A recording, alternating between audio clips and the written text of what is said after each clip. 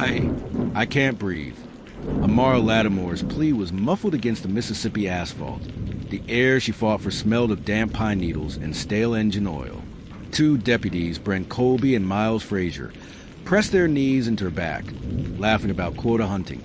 As if black lives were just overtime pay, they thought she'd break, turning her into another footnote in a police report. They thought wrong. Instead, Amara Latimore rose like a storm they never trained for. A veteran Navy SEAL's precision turned their swagger into screams. Hands that once defended America's interests overseas now crushed the predators who hunted her on her own soil. Their bodies hit the ground harder than they ever hit her, exposing a conspiracy far fouler than the war she'd fought. Where are you watching this twisted story unfold tonight? Your living room or somewhere even heavier? Please comment where you're watching us from, and don't forget to like, subscribe, and turn on notification. The highway cut to the pines like an old scar, silent, half forgotten, but never truly healed. Mississippi before dawn held its secrets close.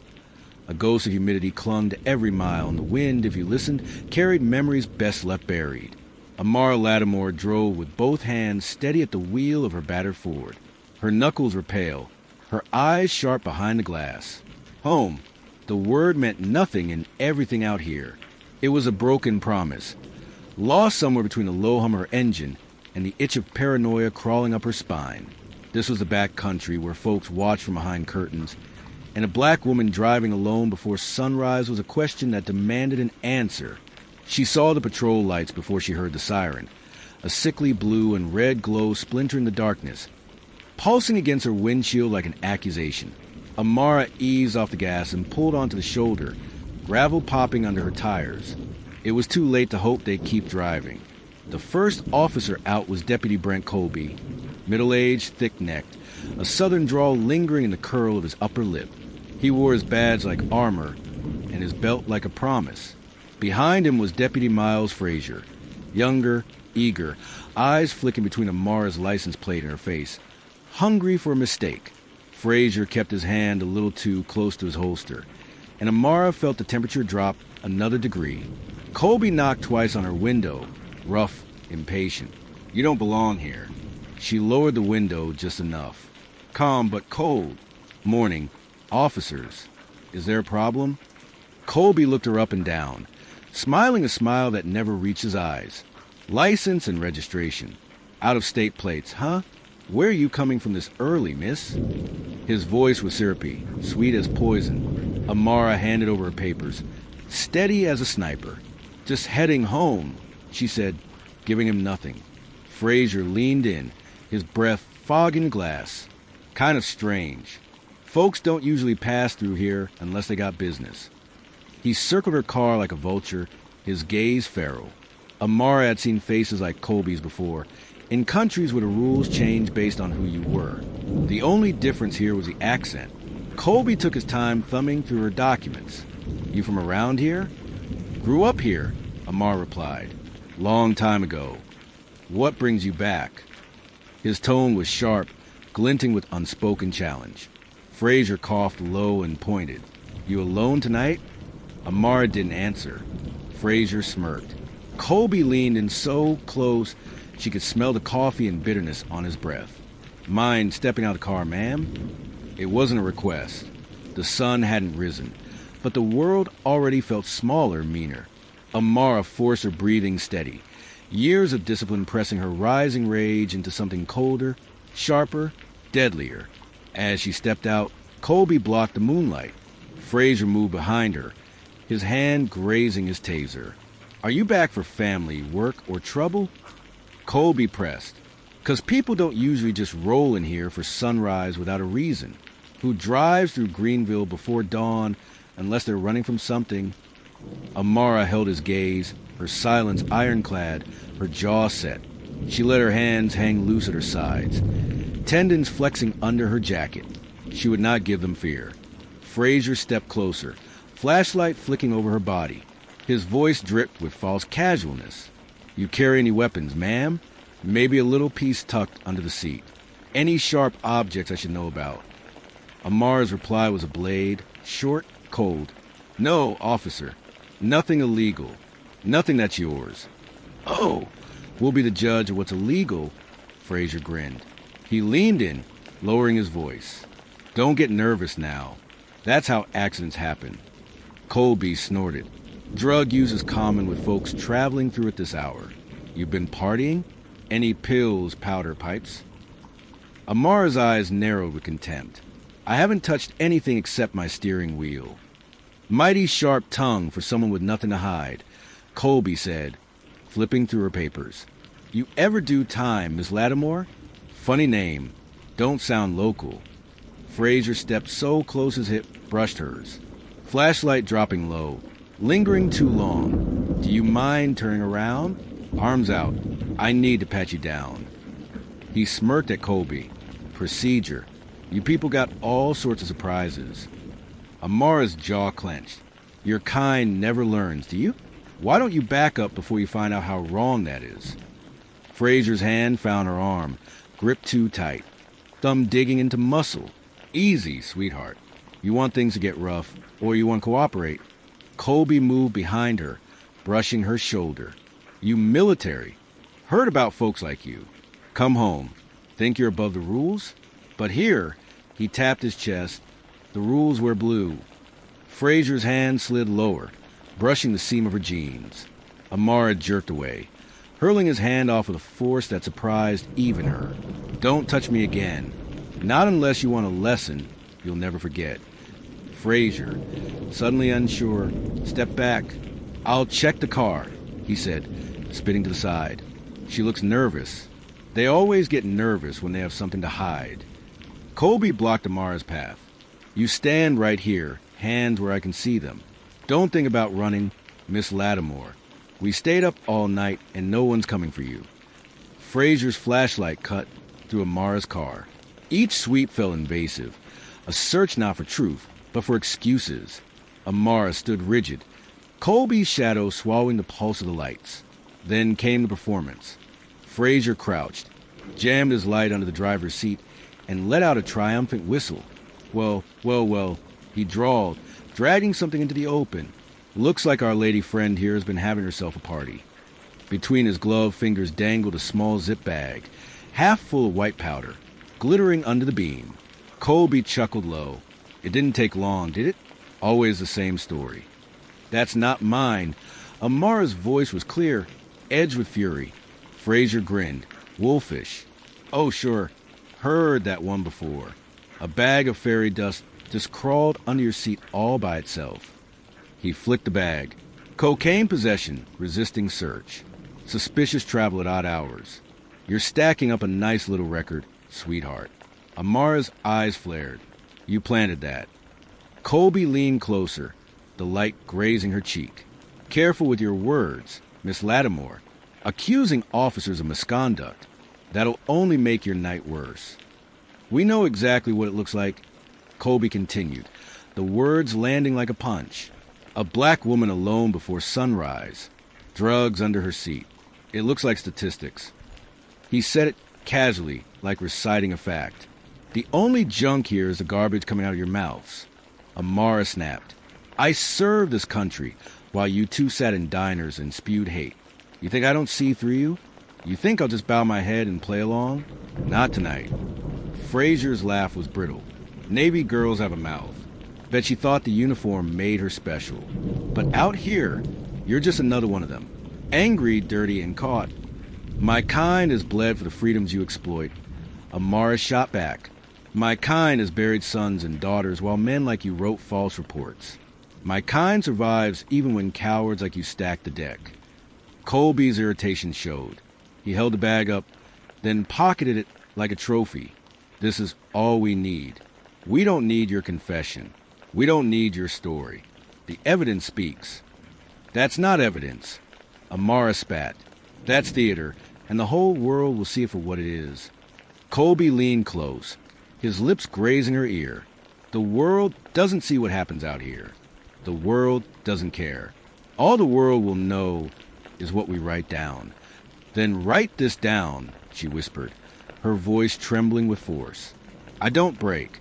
Not for you. Not for anyone. Colby slid the handcuffs from his belt with an audible snap. Enough talk. Now we'll handle this the right way. You'll have plenty of time to run your mouth at the station. When Colby reached for her wrist, Amara moved. She yanked open her car door with sudden force, creating a barrier, desperate to cut the cord of this nightmare. Where the hell do you think you're going? Colby snarled, his hand clamped on her shoulder, dragging her back. Frasier slammed the door shut. Oh no. Sweetheart, you're not running from this. He shoved her toward the ground with violent intent. Gravel bit into Amara's palms as Colby drove her down onto the damp asphalt, his knees stabbing between her shoulder blades. The air tore from her lungs. Stop resisting. Colby barked, though she wasn't. He pressed harder, his weight grinding her chest into the pavement. Amara gasped, I can't breathe. Frasier crouched low, his face twisted in a cruel smile. Nobody can hear you out here. Nobody cares. His boot dug into her hip, then smashed into her backside. How's that feeling, huh? Bet this ain't the first time you've been on the ground.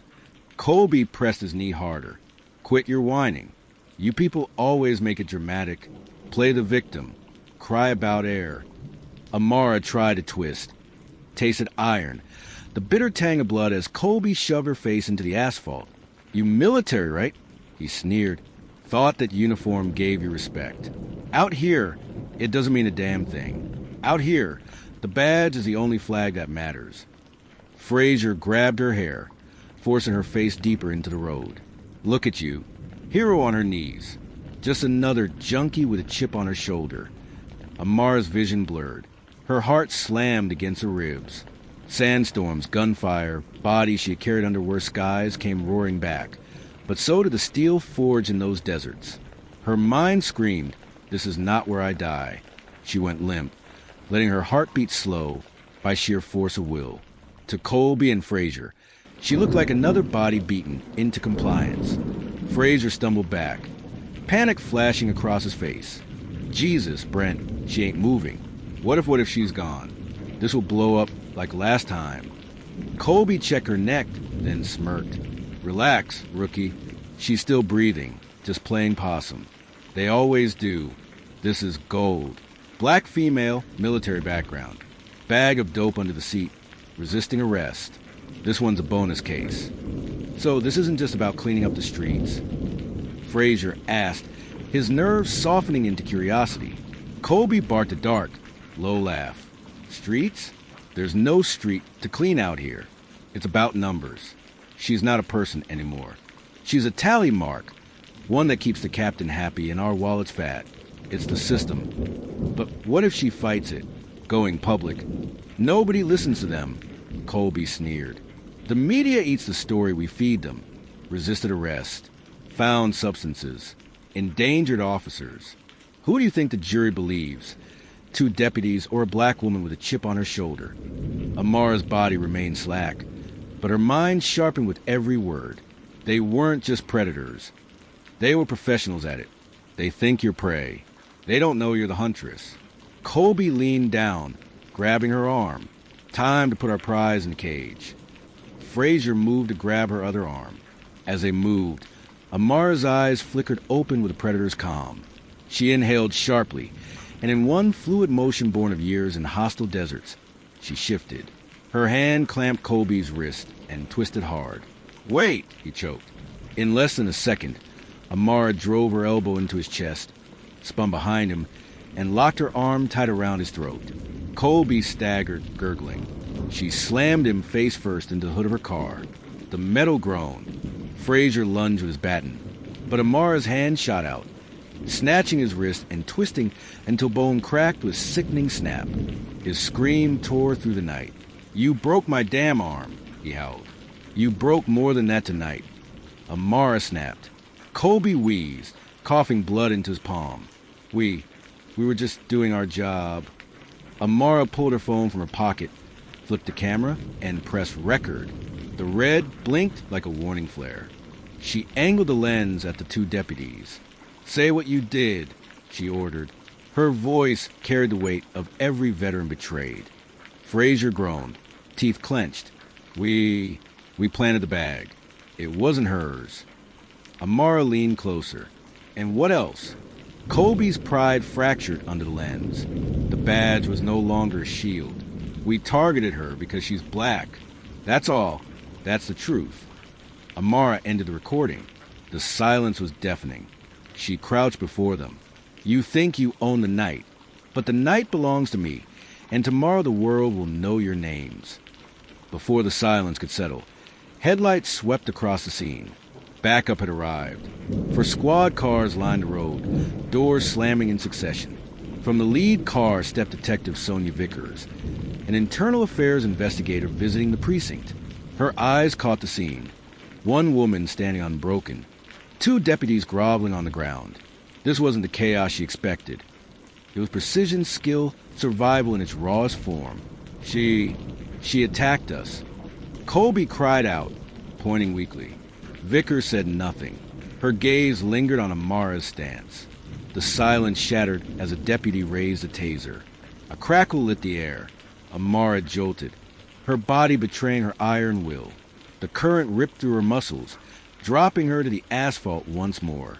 Amara lay restrained, cuffs finally biting into her wrists. But even as they dragged her up, her glare carved into their bones. She had made them kneel, made them confess, made them taste the fear they had served so freely. This was not over, not by a long shot. Hours later, the glow of the computer screens bled against Vickers' face, washing her in cold digital light. The hum of servers filled the precinct office. On the monitor, Amara Latimore's name flickered. Vickers' fingers flew across the keyboard, bypassing encrypted fields with a code she wasn't supposed to know. A new file appeared, classified, restricted, eyes only. Inside, Latimore Amara R., Navy SEL Afghanistan, Somalia, classified operations. She clicked again, pulse hammering. Another file opened, red list. The screen was filled with names, one after another, all black, all veterans. Beside each name, disciplinary issues, insubordination, complaints filed. These weren't just troublemakers. These were whistleblowers. Soldiers who had reported discrimination, commanders who had questioned policies, women who had filed harassment claims, and every single one of them had been flagged, watched, tagged like prey. Vickers whispered, "What the hell is this?" "It's above your pay grade, detective." She jumped, turning sharply. Chief Lionel Harding stood in the doorway, his silhouette blocking the light, a faint, cold smile on his face.